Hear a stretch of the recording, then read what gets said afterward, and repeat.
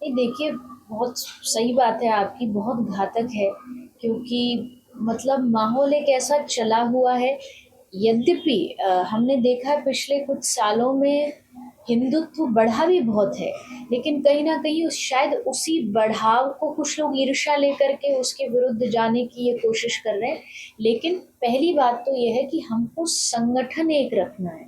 क्या होता है ना, जब धर्म की बात आती है, हिंदुत्व की भी बात आती है, तो कई बार देखने को मिलता है कि हम ही आपस में बहुत अलग-थलग रहते हैं, धर संप्रदायों के नाम से। अच्छा, इस मंदिर पे हमला हो रहा है तो हम क्यों बोलें, हम क्यों साथ दें? लेकिन अगर आज उन पर हो रहा है तो दूसरा नंबर हमारा भी होगा। तो जब तक आप एकजुट नहीं होंगे, एकता के साथ आगे नहीं बढ़ेंगे, तब तक दूसरे लोग उसका फ़ायदा उठाते रहेंगे। तो ऐसे इवन हम लोग भी जहाँ कथा करते हैं, जहाँ अपनी बातें रखते हैं, प्रयास यही करते हैं कि इतने लोग जो आ रहे हैं वो अपने धर्म के प्रति जागरूक हों। सबसे बड़ी चीज़ होती है जागरूकता। अगर आप किसी भी चीज़ को लेके जागरूक होंगे तो दुनिया में कोई आपका बाल बांका नहीं कर सकता। तो ये चीज़ें हमें ध्यान रखनी चाहिए।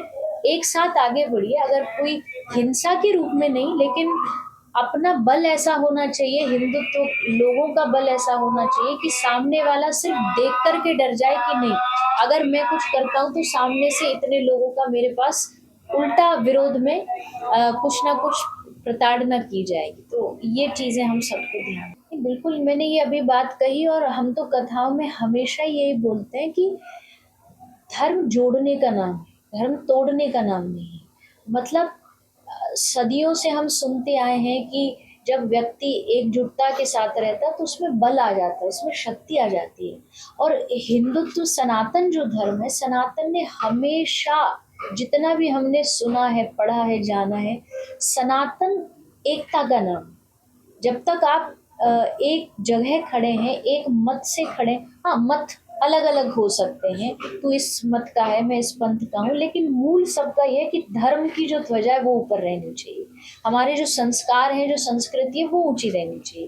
तो अगर हमारा सबका लक्ष्य एक है, तो उस हिसाब से ये नारा एकदम उचित है, एकदम सही है कि कहीं भी बटाव हुआ तो सीधी-सी बात है कि लोग उसका फ़ायदा उठा के हमें तोड़ेंगे। संगठन अब देखिए 7 दिन क्या होगा, 7 दिन यहाँ कथा होगी। यहाँ व्यासपीठ पर यही बातें होंगी कि हम सबको अपने धर्म को कैसे जीवित रखना है। एकजुटता का मतलब क्या होता है? आजकल लोगों ने धार्मिक कहने के लिए है, लेकिन वो धार्मिकता जो उनके जीवन में झलकनी चाहिए वो थोड़ी कम है। लेकिन ऐसे जब आयोजन होंगे, हर शहर में जब मंदिरों में जाकर के हर रोज़, आज का बच्चा, आज का युवा, मंदिर अगर उसे कह दिया जाए कि तुझे मंदिर जाना है, तो वो हँसता है कि ये पुरानी परंपराएँ, पुराने रीति-रिवाज़, रूढ़िवादिता है। जबकि ये रूढ़िवादिता नहीं है, ये हमारे संस्कार हैं।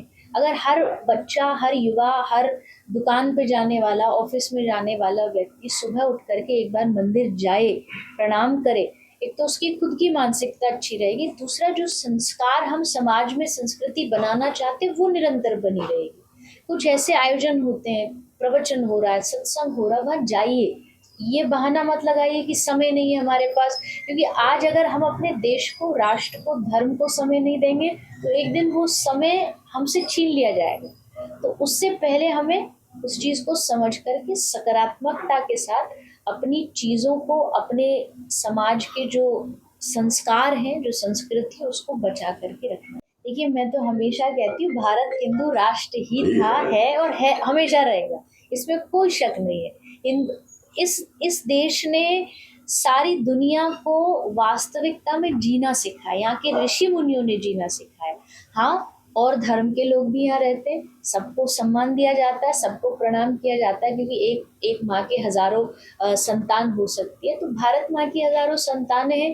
भारत माँ सबको अपनी गोद में बिठा कर के रखती है, लेकिन होता ना एक एक लाड़ दुलार किसी के प्रति ज़्यादा होता है। तो भारत सदा से मेरी दृष्टि से हिंदू राष्ट्र ही था, हिंदू राष्ट्र ही है। कुछ चीज़ें हैं जो कभी-कभी थोड़ा-सा आप कह सकते हैं कि उभर के ज़्यादा आ जाती हैं, उनको हमको थोड़ा-सा बचा कर के रखना है। हमको किसी को गिराना नहीं है, लेकिन अपने आप को गिरने भी नहीं देना। मैंने कथा शुरू की जब मैं 7 साल की थी, पहली कथा उस उम्र से की। और 7 दिन की भागवत उससे पहले भी प्रवचन करती थी, लेकिन कथा 7 साल की उम्र में करी। तब से ये भागवत यात्रा चलती आ रही है आज तक। रही बात विलासिता की, तो ज़रूर, बिल्कुल हम इस बात को मानते, इस बात को कहते हैं कि जीवन में किसी चीज़ का होना बुरा नहीं है। जैसे मैं एक लाइन हमेशा कहती हूँ, आप गाड़ी में बैठो वो बुरा नहीं है, पर गाड़ी आप में नहीं बैठ जानी चाहिए। मतलब वो आपके दिलो दिमाग, आपके जीवन में ऐसी नहीं बैठ जानी चाहिए कि चारों तरफ बस आप उसी को पाने के लिए परेशान हो, रातों की नींद उड़ा दी है। हाँ, भगवान जो आपको कृपा से जो दे रहे हैं, वो आप सब सुख भोग सकते हो। क्योंकि दो तरीके का जीवन होता है, एक होता है संन्यास धर्म। लेकिन अगर मैं अपनी बात करूं या कुछ ऐसे वक्ता प्रवक्ताओं की बात करूं जो गृहस्थ धर्म को पालन करते, उनका जीवन बहुत साधारण है। उनका बस एक ही उनमें भगवान ने गुण दिया है, या उनको चुना है कि तुम मेरे नाम का प्रचार करो। तो उस हिसाब से अगर देखा जाए तो ये बिल्कुल स्वाभाविक है कि हमारे जीवन में भी भगवान की कृपा से, और मैं तो छोड़ दो, मैं तो कोई साधारण इंसान हूँ, हम सब साधारण। मैं कहती हूँ इस दुनिया की सबसे अच्छी विलासिता अगर किसी को मिलनी चाहिए तो संतों को मिलनी चाहिए, क्योंकि उनकी वजह से हम हैं, उनकी वजह से जीवन। जैसे बहुत सारे लोग कहते हैं ना, संतों के जीवन में ये सब क्यों, मैं कहती हूँ भगवान स्वर्ग का, इंद्र का सुख भी अगर किसी को देना तो संतों को मिलना चाहिए, क्योंकि वो उसके असली हकदार हैं।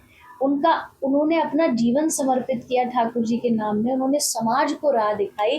तो भगवान उनको दीन दुनिया की सारी खुशियां दे, चाहे वो भौतिक हो, मानसिक हो, आध्यात्मिक हो, हर प्रकार का आनंद उनको मिलना चाहिए, ऐसा मेरा मानना है। देखिए, मेरी दृष्टि हमेशा से ही धर्म को लेके कुछ और रही है। जैसा हमने बात करी, ये सनातन धर्मियों का देश है और हमेशा रहेगा। लगाना चाहिए नहीं लगाना चाहिए इसके लिए तो खैर सरकार बैठी है, विशेष तो वही बताएगी। लेकिन मेरा मानना बस इतना है, अगर किसी का व्यवसाय है तो व्यवसाय के लिए ना तो मक्का मदीना में कोई ऐसा होना चाहिए, ना किसी दूसरे स्थान पर होना चाहिए, तब तक अगर उनके द्वारा वहाँ कुछ गलत संदेश या कोई गलत काम न किया जा रहा हो। अगर पहले से लग रहा है कि नहीं कुछ गलत हो सकता है, जैसे अभी हमने कुछ समय पहले एक खबर पूरे भारतवर्ष ने जिसको हिला दिया कि मंदिर में जो प्रसाद मिला, उस प्रसाद में कुछ मिलावट मिली। तो ये चीज़ें कहीं ना कहीं हमारे धर्म के लिए तो हानिकारक है ही है। तो ऐसा अगर कहीं संशय है या ऐसी संभावना है तो हमें उस चीज़ से बचना चाहिए। तो मुसलमानों को दुकान देनी लगनी चाहिए, बोले आप उसके विरोध में? ये संभावना पर देखिए, इसके लिए मैंने कहा सरकार ज़्यादा विचार करे, पूरी योजना बनाए। उनको लगता है कि इसमें कहीं गड़बड़ हो सकती है तो मुझे नहीं लगता कि उनको आज्ञा या परमिशन मिलनी चाहिए, क्योंकि दुनिया में बहुत सारी जगह हैं जहाँ जा कर के वो अपना व्यवसाय कर सकते। बिल्कुल होना चाहिए, मुझे क्यों नहीं लगता, बिल्कुल लगता है। और मैं हर जगह बोलती हूँ, कथाओं में बोलती हूँ, इंटरव्यूज में बोलती हूँ, अगर देश को बदलना है कुछ मत करो, आप शिक्षा पद्धति बदलो। आप देखो देश में कैसा बदलाव आता है, क्योंकि हम हमेशा से सुनते आए हैं, छात्र जो होते हैं, स्टूडेंट होते हैं, नौजवान होते हैं, वो देश का भविष्य होते हैं। वो भविष्य बन रहा है स्कूलों में, पाठशालाओं में। वहाँ अगर, अच्छा शिक्षा में धर्म की बात तो छोड़ो, पढ़ाना, भक्ति अध्यात्म की बात तो छोड़ो, अगर वहाँ कहीं कोई ग से गणेश भी बोल दे तो लोग लड़ने को तैयार हो जाते हैं कि नहीं, ग से गधा ही आना चाहिए, गणेश नहीं, क्योंकि ये तो धर्म को बढ़ावा देना हो जाएगा। ये हमारी मूर्खता है। इससे हमारे बच्चों का, आज क्यों बच्चे डिप्रेशन में जा रहे हैं, क्योंकि उनकी शिक्षा बस बाहर से इंफॉर्मेशनल रह गई है। मतलब बस पढ़ाया जा रहा है जो किताब में लिखा है, जीवन में क्या होना चाहिए उनको कुछ नहीं पता, जीवन के मूल चीज़ें नहीं पता। तो शिक्षा पद्धति में अगर गुरुकुल पद्धति जुड़ जाए, इससे अच्छा दूसरा कोई भी देश के लिए निर्णय नहीं हो सकता। और इसके लिए सरकार से हम सबको, इवन जिनके बच्चे हैं और सबके, भारत में सब पेरेंट्स हैं, सब माता पिता हैं, सबको इसके लिए आवाज़ उठानी चाहिए कि हमें ऐसा स्थान चाहिए जहाँ पर गुरुकुलीय पद्धति से बच्चों को पढ़ाया जाए, भौतिक शिक्षा भी हो, साथ साथ में उनको आध्यात्मिक शिक्षा भी दी जाए। उस मंदिर, अभी हम आपके आने से पहले वही बात कर रहे थे, उस मंदिर में मेरी भी कथा हुई है, तो वहाँ से मैसेज भी आया। तो सचमुच ये बहुत ही घातक है, क्योंकि इस तरीके से धीरे धीरे सब छूट जाएगा, सब लोग धर्म से भी डरने लगेंगे अगर मंदिरों पर भी हमला होने लग जाएगा तो। लेकिन इसके लिए सरकार अगर सपोर्ट में आ जाती है तो इससे बड़ा दुख क्या होगा, क्योंकि वहाँ जो देखने को मिल रहा है सरकार भी उसको सपोर्ट कर रही है। तो ये कहीं ना कहीं हमारे लिए बड़ा खतरा है। लेकिन लोगों को, जब जो पब्लिक है, भक्त है, उनको आवाज़ उठा करके इसके खिलाफ कुछ ना कुछ करना चाहिए। तो दूसरी रही बात मैसेज, संदेश की, तो संदेश बस इतना सा ही है, क्योंकि चारों ओर हम देख रहे हैं देश देश से लड़ रहा है, लोग लोगों से लड़ रहे हैं, धर्म धर्म से लड़ रहा है। मुझे लगता है थोड़ी समाज में शांति की ज़रूरत है, थोड़ा सबके जीवन में शांति की ज़रूरत है, क्योंकि जितना आप बाहर के वातावरण में शांति रखोगे आपका मन भी उतना शांत होगा। हिंसक समाज बना करके हम कहाँ जाएंगे, और बच्चों को हम क्या दे के जाएंगे।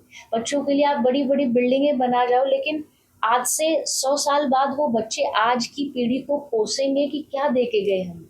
हमारे पास पीने को शुद्ध पानी नहीं है, लेने को शुद्ध हवा नहीं है, रहने को सेफ जगह नहीं है। तो मुझे लगता है अपने आगे आने वाली पीढ़ी को बस बिल्डिंगें मत बनाइए, अच्छी संस्कृति दे के जाइए, एक ऐसा समाज दे करके जाइए जो शांति प्रिय हो, जहाँ आराम से बिना डरे लोग रह सकें। समाज की पता नहीं क्या हो बिल्कुल जाएगा। हो सकता है किसी का डर है, किसी को लोभ है भगवान से कि कुछ मिल जाए, पर भगवान ना तो लोभ के लिए है ना डर के लिए। भगवान, मैं हमेशा कहती हूँ, प्रेम करने के लिए। डर से मत जाइए, मांगने मत जाइए, लोभ लालच से मत जाइए। भगवान आपके जीवन का एक हिस्सा है, इसलिए जाइए। जैसे एक घर के सदस्य से कोई आदमी प्यार करता है, डर के नहीं, लोभ से नहीं, तो भगवान भी वैसे ही हमारे जीवन का एक अहम भाग है, हिस्सा है। तो डर के नहीं जाइए, श्रद्धा से जाइए, भावना से जाइए, विश्वास से जाइए कि वहाँ आप जाएंगे तो आपको भगवान का आशीर्वाद और कृपा मिलेगा।